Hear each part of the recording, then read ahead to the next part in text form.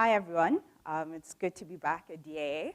As mentioned, I am an alumni of Dubai American Academy. I graduated in 2011, and I went on to study international relations with economics at the University of Birmingham in the UK. So shortly after I graduated is where my story begins. So I am an entrepreneur, an innovator, and a risk taker. When I say risk, I am not jumping out of moving cars or airplanes or scaling down the side of Burj Khalifa like Tom Cruise. The risk I'm talking about is slightly different. So at the age of 21, I said goodbye to my family, packed my bags, hopped on a plane, and headed for Kenya on my own to start up a business.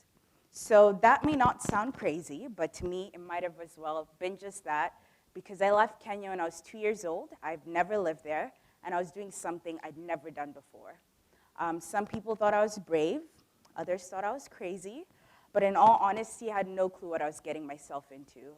All I knew is I had this business idea, I had this opportunity to do it. Why not? So the business I started is called Discoucher.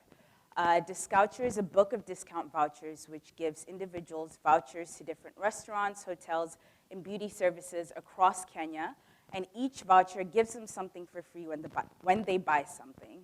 So the idea behind this product is to promote local establishments and to create awareness to the establishments that are already existing within the country. So the theme of Avant Garde is pushing boundaries, and pushing boundaries is a willingness to take risks. But there's a fine line between wise and unwise risk. So through this talk, I'm going to share my experiences with you and try to display how risk is innovative, both through my personal and business experiences. So I'm going to break this talk up into 4 points. Number 1, you need to embrace your risk. Number 2, you need to do research. Number 3, you will face opposition. And number 4, you need to be adaptable. So firstly, you need to embrace your risk. So when I hopped on that 5-hour plane ride bound for Kenya from Dubai, the last thing on my mind was age and gender being a factor in my ability to be a business person. I could blame my parents, who were very encouraging, telling me to go ahead, not warning me of what I'm going to face before me. But ultimately, if I have a good product, I have a good idea, and I deliver, why should that be an issue?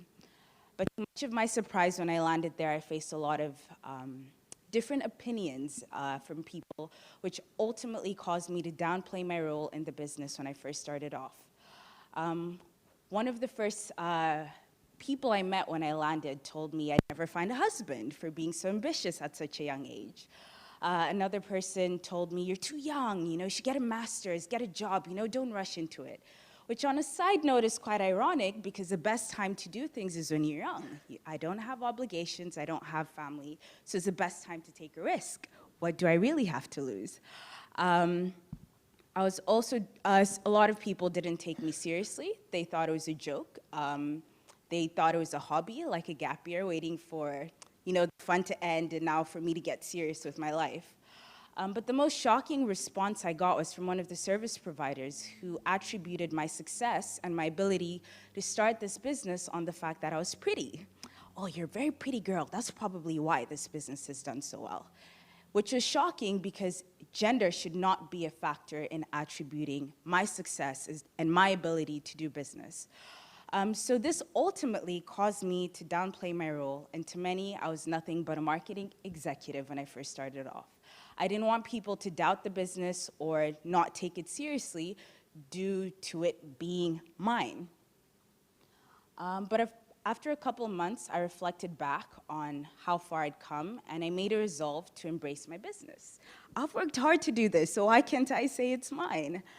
So I made a resolve to embrace my business and to embrace my risk. And this ultimately opened up opportunities for me to be able to discuss my product on public platforms as my own. I got featured in national newspapers, on TV, which was fantastic for my product and exposure and awareness about what I was doing. And this also opened up opportunities to receive encouragement and positive feedback from various people telling me to keep going and to persevere through. And I was also fortunate that the discourse within the Kenyan community was quite positive towards young entrepreneurs due to the government pushing young entrepreneurship. So in me embracing my risk, I was able to push the boundaries and understanding of age in entrepreneurship and what a young female Kenyan is able to do in Kenya. Secondly, you need to do research. So my idea behind starting this product ultimately stemmed from my summers going back to Kenya. I was still a broke student, and I wasn't aware of which restaurants, which beauty services, or where to go. So this idea that I had ultimately met a need I have. But your need is not the customer's need. You have to do research and understand the market. And a wise friend told me when I pitched this idea to them, Sharon, you need to do research. Are Kenyans even going to use your product? Is there a market for this? So before taking a risk, you need to do research and understanding, is it a viable risk worth taking? So some of the research I found was that there's a growing GDP and spending capacity and income within the African continent. I also learned that a lot of individuals were becoming urbanized. A lot of people are moving into the cities. So by 2050, almost 2/3 of the population will be living in cities compared to 40% in 2010. I also learned that saving is a priority for 89% of Kenyans. So ultimately, what this research was able to show me was that Kenyans have the income capacity to be able to enjoy leisure activities. So there is an ability to use this product that I'm pitching. And they want to save, which is ultimately the goal of my product. It helps individuals save, while at the same time bringing awareness to the local establishments and giving them incentive to try new facilities. So ultimately, what I learned is that when you're taking a risk, you need to do research. Risk without research, risk that does not meet your consumer need or understanding the consumers or who you're taking the risk for, is ultimately an unwise risk. Thirdly, you will face opposition. Whenever you're pushing, you get forced back. One of the first meetings I went to, I was trying to convince the service to come on board for my product. So it was me and 3 other people from their company, and it was literally a tag team of them tearing apart my product. I was told how terrible it was, how the numbers didn't make sense, it was not viable, no one's gonna use this product, Kenyans won't use it, it's cheap, it's tacky, it's terrible. I left that meeting almost in tears, and I was struggling to think where I was gonna get the motivation or how I was gonna pitch this product to the meeting I had an hour away and sell a product that's just been torn apart.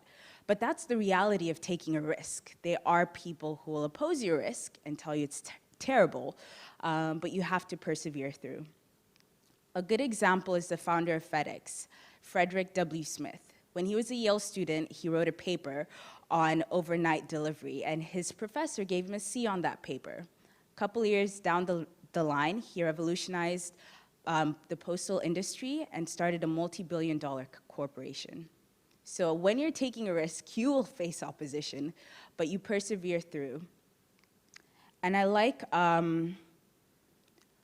what the author of 0 to 1 wrote. He said this quote which says, "I believe that every moment in the history of business only happens once. And so the next Bill Gates will not be building an operating system. The next Larry Page will not be building a search engine, and the next Mark Zuckerberg won't be building a social network. And so if you're trying to copy these guys in some sense, you're not really learning from them." So the idea of Avant Garde is pushing boundaries and taking risks, and part of taking risk is you will face opposition, but ultimately, there's a lot to gain and a lot of opportunities in doing that.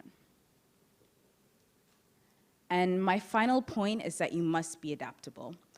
I read this quote in Forbes, which was very relevant. Startups must possess the ability to change products, take a new marketing approach, shift industries, rebrand the business, or even tear down a business and start all over again. I faced this experience firsthand with my distribution strategy. When I decided to distribute my publication, when I did research in the market, my focus was distribute in supermarkets. Everyone goes to supermarkets. My target market is in supermarkets. They do their shoppings there. So naturally, they're gonna buy my book, right? Wrong. This year, I found myself with over 150 books in dead stock. My books didn't sell. It was not working.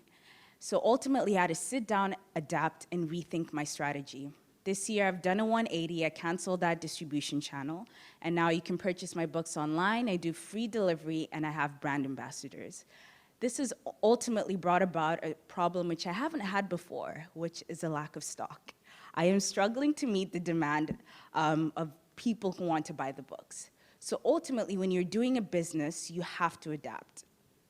Eric Ries calls this validated learning, which is you learn by testing an idea or product and validate it by measuring each element of the vision. So in my first year, if I'd taken a smaller number of books and put them within that, put them into supermarkets, gauge the response, and then when I see it's not working, do not use that channel of distribution. But I made the mistake of putting all my eggs in one basket. And that's the lesson that you need to learn as you're taking risk. You do a little, test out a little bit before putting all your eggs into one basket. Ultimately, risk is gonna look different to people. What is risk to me may not be risk to you or the person seated next to you. Risk could be quitting your job and moving to a lower paying job for the opportunity to be more innovative and use your skills in a more effective manner. Risk could be going on to pursue a master's or PhD and acquiring more knowledge to be a more innovative and well-rounded individual. But ultimately, Avant Garde is pushing boundaries, and pushing boundaries is a willingness to take risks. Risks are difficult, risks are challenging, and risks create immense opportunity for growth, reward, and self-discovery. Risk is innovative, and being innovative is a willingness to take risks. So my question for you today is, what risk are you ready to take? Thank you.